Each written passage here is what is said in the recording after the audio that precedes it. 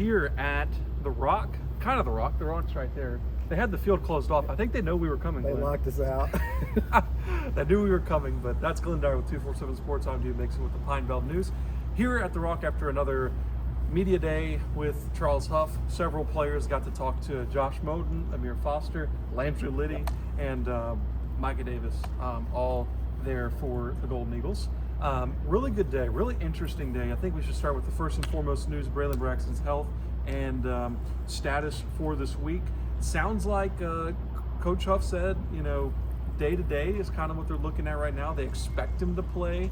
That he didn't do anything abnormal the first Sunday and Monday, but they don't really go full force. So they're really going to see today or tomorrow, Glyn, if they, elect to go with him, which I think is a big story. If he can move, and it's an interesting injury. It's a contusion more than a twist or a hyperextension. So structurally he's fine. It's just the swelling and the pain. How much is that going to affect his ability to move in the pocket, and that being one of the strong suits of his game. So.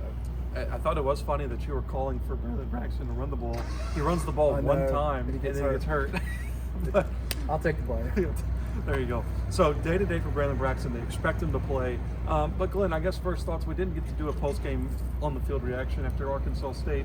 Kind of a strange game in my opinion. It was, 8 combined turnovers, which, I don't know how Arkansas State was still in the game, really, when you think about it. There's a lot of times where Southern Miss was just moving the ball and just could not finish inside the 20.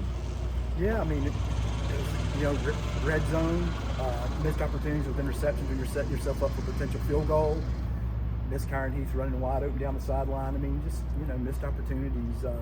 As they say, left points on the field. And, sometimes it'll come back to bite you, but, they won the football game. That's what counts. So.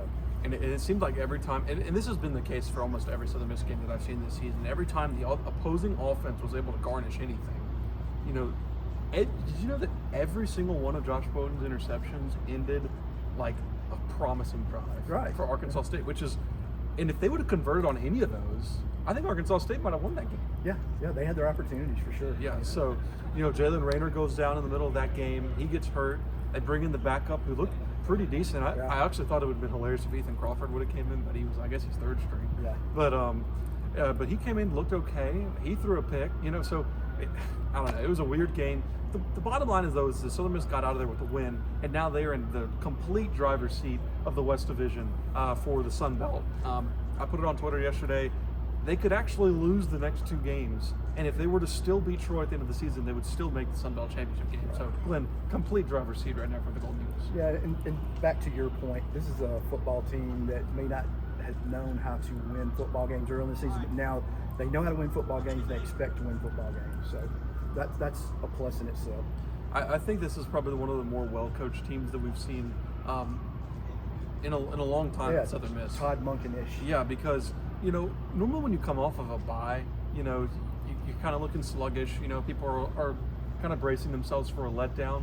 But I mean, Southern Miss was in firm control of that game for the entire game. I don't think there was ever a moment where I was like, they could lose this until Arkansas State was driving at the last minute. Right, and then you're like, what happened? Yeah, and then you're like, how in the world are they about to lose? But then they didn't. And I tweeted out. That's why you play the game. I tweeted out, I said, this game is just definitely going to end on an interception, and it did because they were forcing so many. But needless to say, it was a great win. And I don't think Coach Huff cares how they win on the road as long as they win on the road. Right. Well, what he cares about, did they play hard, did they play physical, did they play smart, and they did all those things. And they won the football game. Right. So moving on to this week, Glyn, why in the world is Southern Miss only a 5-point home favorite against Texas State? I've gotten a chance to watch the Texas State offense. It's G.J. Kinney's offense. Spreads you out horizontally, spreads you vertically. He's got 10-5, 10-3, 100-meter guys on the outside. His quarterback is a really good dual threat quarterback. Gets the ball out of his hands quick. They go fast. They don't let you get set up. Well, just squash all that. Statistically, they're the most explosive offense in the Sun Belt. So that gets your attention right out of the gate too. They've been in every game right down to the end. I mean, 2 overtime losses. I mean, they're so close. Defensively, they've struggled, but offensively, man, they put up piles of numbers and points. So the over-under is like 65.5. Yeah. You do not want to get in a track meet with these guys. That's right. But one thing about Texas State to me, Glyn, is coming in, they were the preseason favorite to win the West. I think they still have elements of that team, but when you look at it in October, they had so many injuries. Yeah, lots of injuries. I mean, I just remember scrolling on the Sunbelt Availability add to the report. brouhaha from last weekend takes, I think, 2 starters and a backup out of their mix. Yes. So that doesn't help. That doesn't help their cause. The suspensions, and that would be on defense, which they have not been great on defense. No, they haven't. All season. So they've given up lots of explosives. But the point is that this is a prolific offense. But again, big time. I mean, it's a good offense, good quarterback. But it's like, in my head, Glyn, and tell me why I'm wrong thinking this, I just like this secondary against any offense right now. Yeah, well, that too, and the secondary is so good because of the guys, the front 4. Yeah. We have been able to create a ton of pressure with those 4 guys. We don't necessarily have to blitz, and when you do that, you can play so many games behind it with coverages, simulated pressures, creepers, things of that nature, and that keeps the playbook open for Coach Seymour. They're not predictable at all on the back end. This will test them. These guys will contest you with their speed horizontally and vertically. Well, Arkansas State put a lot of yards on them. They just couldn't convert in the end zone. Kind of the same for Southern Miss. They put a lot of yards in the field, and they couldn't convert in the red zone. One thing I thought, the national media is starting to pay attention, right? You're seeing some people tweet out, wow, Southern Miss. And there's a lot of people out there going, oh, it's just 2025 Marshall. And my pushback on that is, and I said this, yesterday, there's a lot of players on this team that weren't on that Marshall team last year who needed to be great for this team to be where they are right now. And if they weren't great, this team wouldn't be as good right now. Good point. Mike Montgomery. Jeffrey Pittman, most of the offensive line. Yeah, Broderius Lewis. Chris Jones, of course, we know what he was going to be. We knew what he was, but he still had to be better. Well, the entire offensive line. Yes, and Micah Davis from Ole Miss, the entire offensive line, like you said. So there's so many more elements to this team than that Marshall team last year, outside of the secondary, in my opinion. And of course, Braylon. Braylon's just this whole thing. But outside of the secondary, there's pieces on this team that were not on that Marshall team last year who were making Southern Miss even better than. I think this team is better than Marshall. Yeah, it begs the question, which was the better team. Yeah. You would like, in hindsight, be able to play those guys in some different world, but that's never going to happen.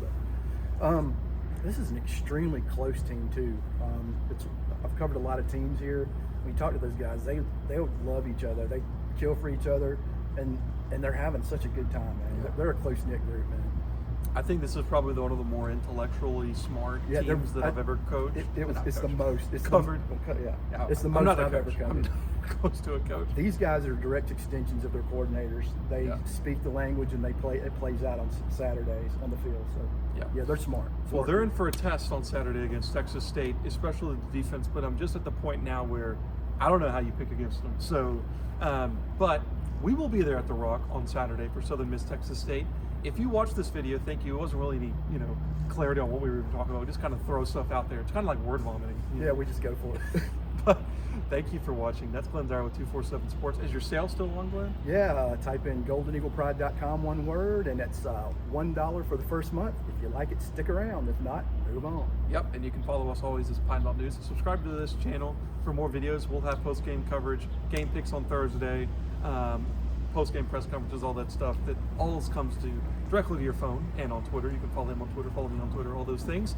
We'll see you on Thursday for the pick show, and then Saturday for what time's the game? I think it's 2:30. Yeah, 2:30 kick. Yeah, and I mean, why would you not go? Yeah, that's my thing. These guys. It's been a long time since our football team deserved a crowd to come out. I mean, it's like Coach Huff said. These fans have been part of this whole success season. Come out and celebrate your football team. Celebrate yourself. Come out and enjoy the football game. Support this team. I want these kids to run out and see a full stadium, loud and proud. So, yeah. And again, it's going to be a test. One more thing, really quickly. I know we're about to go.